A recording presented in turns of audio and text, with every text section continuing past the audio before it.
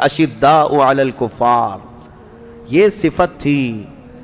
اب اس کا مطلب یہ نہیں ہے، بعض لوگ یہ سمجھتے ہوں کہ سختی کرنے کا مطلب کیا ہے، ہم جہاں رہتے ہیں کفار و مشرکین سے ہمارے معاملات ہیں، آپ تجارت کریں، اخلاق کے ساتھ رہیں، اچھے ویوہار کریں، ٹھیک ہے، لیکن اس کا مطلب یہ نہیں ہے کہ تم جو ہے مومنین کو سائیڈ لگا دو اور ان کی طرف نظر بھی نہ کرو اور تم یہ کہنے لگ جاؤ کہ نہیں یہ لوگ تو اچھے ہیں، یہ لوگوں کے ہاں یہ معاملہ اچھا ہے۔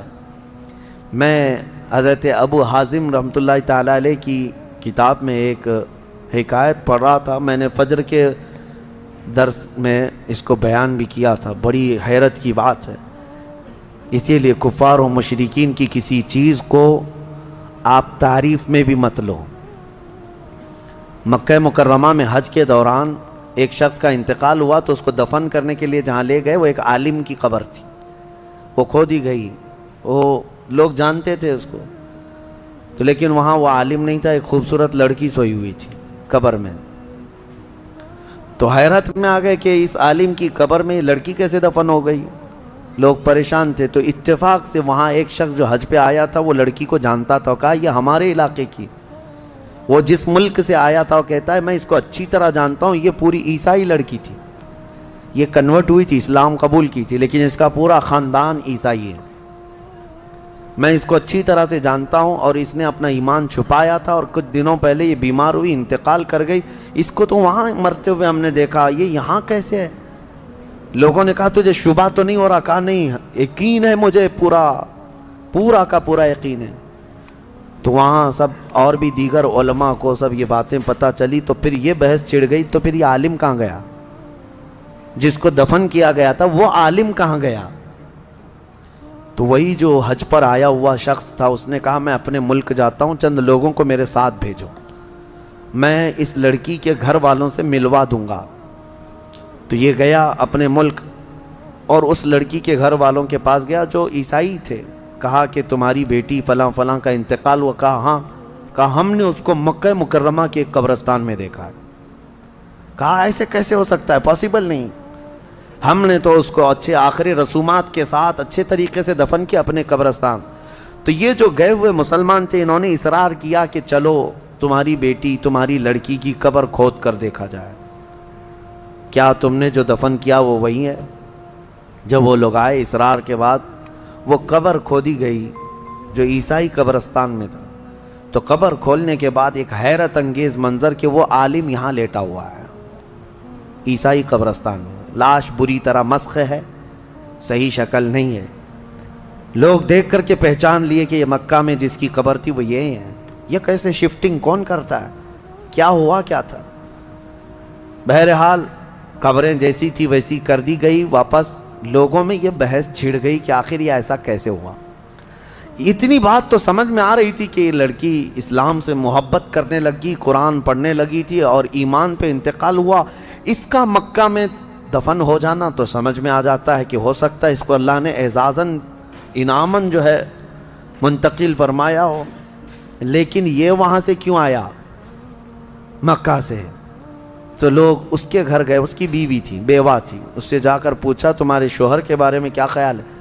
کہتی ہے میرا شوہر تہجد گزار تھا، نمازی تھا، پابند تھا، سب کچھ اچھا تھا۔ لوگوں نے کہا کوئی ایسا عمل جو خلاف شرع یا کوئی ایسی چیز؟ کہا نہیں، وہ تو پابند آدمی تھا۔ کہا ہاں ایک چیز عورت بولتی ہے جو میں آپ کو بتانے لگا ہوں، جس کے لیے میں نے یہ واقعہ آپ کے سامنے رکھا۔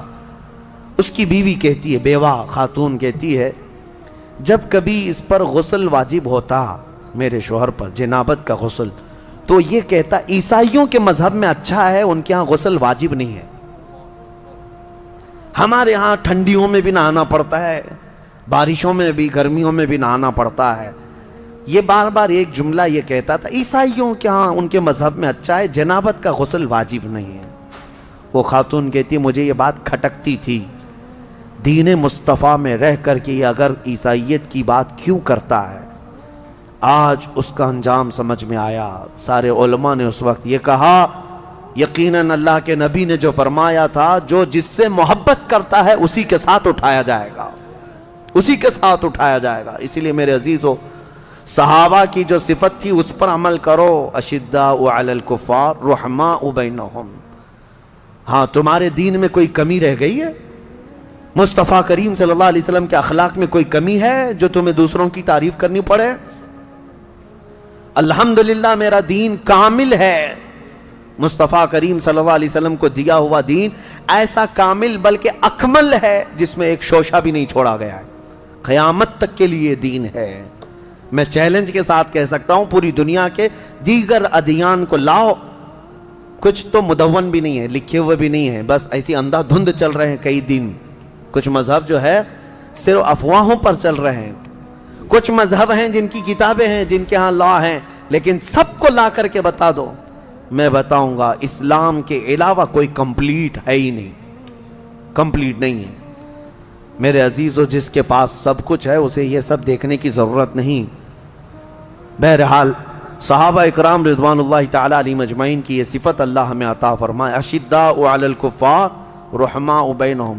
امام اہل سنت فاضل بریلوی رحمۃ اللہ علیہ کی بات یاد آتی ہے کہ آپ کو ایک بار درد قولنج ہوا۔ درد قولنج جو ہوتا ہے یہ پیٹ میں مروڑ پیدا ہوتی اور ایسی سخت درد کہ ہر چیز پھیکی لگنے لگ جائے، کڑوی لگنے لگ جائے۔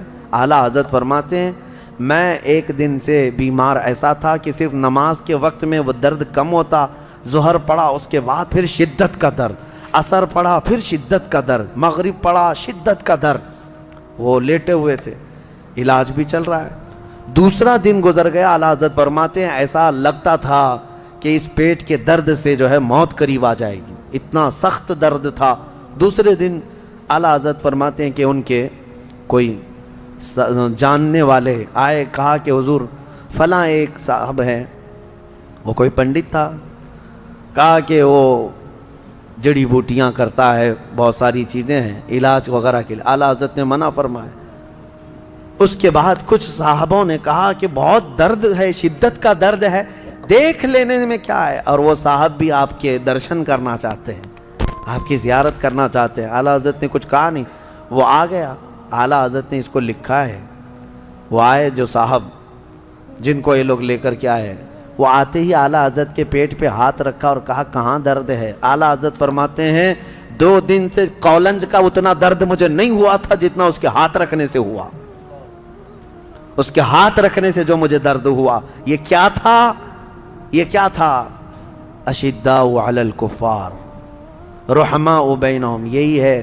اب میں زیادہ اس کو سمجھاؤں تو ہماری باتوں کو لے جا کر کے توڑ مروڑ کر کے میڈیا والے چلائیں گے، بہت سارے اسی کے آڑ میں بیٹھے ہوئے ہیں۔ ہاں بالکل میرے عزیزو، میں ان کے اعلیٰ ایمان کی بات کر رہا ہوں۔ اور آج کے پتہ نہیں کئی ایسے سیکولر لوگ ہیں جو کنیا بابا پیشاب بھی بیچے تو لینے چلے گئے، ہاں اس کے پاس لے کر لینے کے لیے بھاگ گئے۔ ارے ہاتھ رکھنے کو نہیں دیا اعلیٰ حضرت نے، ہاتھ رکھنے کو نہیں دیا، اور تم پیشاب پینے چلے گئے۔ میں سب کی بات نہیں کر رہا ہوں، الا ماشاءاللہ الحمدللہ آج بھی ایمان کے ساتھ لوگ باقی ہیں۔ پیشاب کیا ہوا، اگر دودھ بھی پلائے تو ہم نہ پیئیں، کیونکہ ہمیں پتہ ہے ہماری شفا مدینہ طیبہ کے تاجدار کے قدموں میں موجود ہے۔ ہاں ہم وہاں کی مٹی بھی اٹھا کے کھا لیں گے۔ اسی لیے میں کہتا ہوں میرے عزیزو، ایمان جو ہے جب راسخ ہو جاتا ہے تب بندہ ان تمام معاملات کو سمجھتا ہے، ورنہ وہ بھینس کی طرح ہر جگہ منہ مارتا رہتا ہے۔ ہاں ادھر بھی کھا لیا، ادھر بھی کھا لیا، ادھر بھی، جس کو کہا گیا ہے کہ رات کو لکڑیاں جمع کرنے والا جو آدمی ہوتا ہے نا، رات میں لکڑیاں جمع، وہ کیا کرتا ہے، ایک ٹوکرا لیتا ہے اور ٹکڑے جمع کرتا رہتا ہے لکڑی، اور صبح پتہ چلتا ہے کتنے گوبر کے ٹکڑے جمع کیا ہے، کتنے پتھر ہیں، کتنی لکڑیاں ہیں، کتنا لوہا ہے، کچھ بھی نہیں، وہ سب جمع کر لیا تھا ٹوکرے میں۔ کیوں؟ اندھیرا تھا۔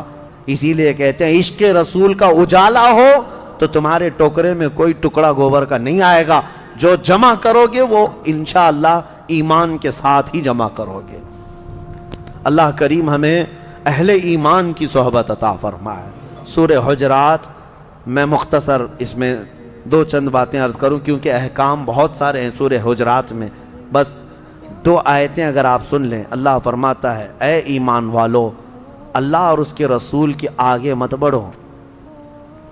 دوسری آیت ہے اے ایمان والو نبی کی آواز پر اپنی آوازیں بلند مت کرو، لا ترفعوا اصواتکم فوق صوت النبی ولا تجہروا له بالقول کجہر بعضکم لبعض، اور نبی کو ایسے مت پکارو جیسے آپس میں ایک دوسرے کو پکارتے ہو، ورنہ تمہارے اعمال ضائع ہو جائیں گے۔ ایک صحابی حضرت قیس تھے جن کا سنائی کم دیتا تھا ان کو، اور وہ اونچا بولتے تھے۔ جس کے کان کم سنائی دیتے ہیں وہ زور سے بولتے ہیں۔ حضور کی مجلس میں وہ بیٹھتے، حضور سے بلند آواز سے پوچھتے تھے یا رسول اللہ کیا کہا آپ نے؟ اللہ کو یہ ادا بھی پسند نہیں آئی۔ رب تعالیٰ نے آیت نازل فرمائی کہ نبی کی بارگاہ میں بلند آواز سے بات نہ کرو۔ آج بھی یہ آیت میرے آقا کی جالیوں پر لکھی ہوئی ہے، آج بھی ہے، آج بھی ہے۔ لوگوں وہاں سے گزرنے کے وقت آج بھی وہی احکام ہیں۔ نفس گم کردہ می آیت جنید و بایزیدی جا، کہا گیا ادب گاہست زیر آسمان از عرش نازک تر، آسمان کے نیچے ایک ایسی جگہ ہے جو عرش سے بھی نازک ہے، یہاں جنید بغدادی اور بایزید بسطامی جیسے اولیاء آتے ہیں، اپنی سانسیں روک لیتے ہیں بارگاہ مصطفیٰ میں کہ نکلنے والی سانسوں سے کہیں روضہ رسول کی بے حرمتی نہ ہو جائے۔ پکارنا چلانا تو الگ بات ہے۔ تو یہاں کے آداب قرآن میں اللہ نے بیان فرمایا۔ وہ صحابی جب ان کو پتہ چلا کہ یہ آیت نازل ہو گئی تو وہ گھر میں بیٹھے رہ گئے، 40 دن تک روتے رہ گئے، بہت روئے کہ یہ آیت میرے ہی لیے نازل ہوئی۔ پھر دوسری آیت آئی ان الذین یغضون اصواتهم عند رسول اللہ، بے شک وہ لوگ جو اپنی آوازیں پست رکھتے ہیں، دھیمی رکھتے ہیں اللہ کے رسول کے نزدیک، اولئک الذین امتحن اللہ قلوبہم للتقوی، یہ وہ لوگ ہیں جن کے دلوں کو اللہ نے تقوی کے لیے چن لیا ہے۔ اور ادب بھی تو دیکھیں اللہ نے کیا فرمایا، جب نبی کے حجرے کے پاس جائیں، میرے گھر کے پاس آئیں گے تو آپ کیا کہیں گے؟ پکاریں گے، میرا نام لے کر پکاریں گے، کہیں گے حضرت حضرت آپ کے ہاں میں جاؤں گا تو آپ کا نام لے کر پکاروں گا۔ لیکن حجرے کے میں حضور کے حجرے کے پاس جائیں تو اللہ کیا فرماتا ہے ان الذین ینادونک من وراء الحجرات اکثرهم لا یعقلون، جو رسول اللہ کے حجرے کے باہر، حضور کے گھر کے باہر آ کر پکارتے ہیں ان کا نام لے کر، ان میں اکثر عقل والے لوگ نہیں ہیں، تو نہ پکاریں حضور کو۔ بلکہ ادب اللہ نے خود فرمایا وَلَوْ أَنَّهُمْ صَبَرُوا حَتَّى تَخْرُجَ إِلَيْهِ، جانا ہو اگر رسول پاک کے پاس تو طریقہ اللہ بیان فرما رہا ہے، پکارو مت، جا کر تھوڑی دیر صبر کے ساتھ دروازے پر کھڑے رہو، میرا محبوب خود باہر آئے گا، حضور خود تشریف لائیں گے، یہ تمہارے لیے زیادہ بہتر ہوگا۔ بارگاہ رسول کا ادب میرے عزیز ہو، نعوذ باللہ من ذالک آج کچھ ایسے لوگ نکل پڑے جو حضور کو بالکل ہلکے انداز میں بات کر رہے ہیں، ہلکے انداز میں۔ کئی ایسے سوشل میڈیا کے جو دانشور کہلاتے ہیں، اب اسکالر بنے ہوئے ہیں اسلام کے، ان لوگوں نے نبی پاک کا بھی صحابہ کا بھی ایسے انداز میں نام لینا شروع کیا، نعوذ باللہ، جو عام لوگ بھی اپنا نام اس طرح نہیں لیتے، عام لوگ بھی ایک دوسرے کا نام نہیں لیتے۔ حضور پاک صلی اللہ علیہ وسلم کے متعلق اس طرح کہنا کہ وہ آج کے زمانے کا چھوکرا ہم کو سمجھائے گا۔ منافقین نے اگرچہ یہ بات کہی تھی لیکن تم کس انداز سے کہو گے اس کو؟ منافقین اگر یہ کہتے تھے تو لوگ آج اس کو اس انداز میں بات کر رہے ہیں۔ صحابہ کا ادب دیکھو گے، حضور پاک صلی اللہ علیہ وسلم کی پاک جب بات کرتے تھے تو یوں کہتے بِأَبِي أَنْتَ وَأُمِّي یا رسول اللہ، میرے ماں اور میرے باپ آپ پر قربان ہوں اللہ کے رسول، اس کے بعد پھر بات کرتے تھے۔ بہرحال سورہ حجرات میں اللہ تعالیٰ نے جو فرمایا، ایک حکم یہ بھی ہے اے ایمان والو، جب کوئی فاسق تمہارے پاس خبر لائے تو اس کی تحقیق کر لو پہلے کہ صحیح ہے یا نہیں خبر، ورنہ تم جیسے یہ واٹس اپ کے لیے یہ حکم یہاں کے لیے بھی فٹ ہے کہ ادھر سے آیا ادھر فارورڈ ہوا، ادھر سے آیا ادھر فارورڈ ہوا، اور پتہ ہی نہیں کہاں سے آیا کہاں تک چل رہا ہے۔ ایمان والے یہ کام نہ کریں۔ یا ایھا الذین آمنوا ان جاءکم فاسق بنبأ فتبینوا، اللہ نے فرمایا اے ایمان والو جب تمہارے پاس کوئی فاسق خبر لے کر کے آئے تو اس کی تحقیق کر لو۔ میں سمجھتا ہوں یہ واٹس اپ بڑا فاسق ہے، یہ فاسق ہی تو ہے، کیونکہ اس کے پاس کوئی شرائط عدل ہے نہیں، ادھر کی ادھر اس میں سب چیزیں آتی ہیں، اچھی بھی بری بھی، لیکن تمہاری ذمہ داری ہے تحقیق کر لو۔ بغیر تحقیق کے کئی لوگ بیچارے بعد میں شرمندگی اٹھاتے ہیں۔ اللہ نے اس میں آیت میں فرمایا فَتُصْبِحُوا عَلَى مَا فَعَلْتُمْ نَادِمِينَ، کہیں ایسا نہ ہو کہ تم شرمندہ ہو جاؤ اپنے کیے پر۔ اور میں نے اس آیت کے مطابق دیکھا ایک صاحب کو دیکھا کہ وہ تقریر کیے جا رہے ہیں کسی کے خلاف۔ ایک بہت بڑے بزرگ کو کچھ لوگوں نے ایڈٹ کر کے، کافی زمانے پہلے کی بات ہے، ابھی واٹس ایپ نیا نیا رہ رہا تھا، یعنی 2015-14 کے اس وقت آ چکا تھا، لیکن زیادہ طور پر اتنا وائرل نہیں ہوتی تھی چیزیں۔ تو وہ کسی نے ایڈٹ کر کے ایک بزرگ کی تصویر کسی ایک غیر مسلم کے ساتھ لگائی اور کہا دیکھو یہ آپس میں مل رہے ہیں۔ مولانا صاحب کو اتنا ہی دکھا اور اس پر پورے تقریر کر ڈالی، کہا اتنے بڑے بڑے بزرگ بہک گئے ہمارے، بھٹک گئے ہمارے، اب کیا ہوگا۔ دوسرے دن نوجوانوں نے آ کر کے کہا کہ حضرت یہ ریئل تصویر ہے ہی نہیں، یہ تو کسی نے ایڈٹ کر کے بھیجا ہے۔ کہا اچھا ایسا ہے۔ دوسرے جمعہ پھر توبہ کرنا پڑا، پورے توبہ پہ تقریر کرنی پڑی۔ تو ہم نے دیکھا شرمندگی ہوئی۔ یہ ہوتا ہے کہ ہمارے کیے پر بعد میں شرمندگی ہوگی۔ فاسق جب کوئی خبر لائے تو تحقیق کرو اس کی۔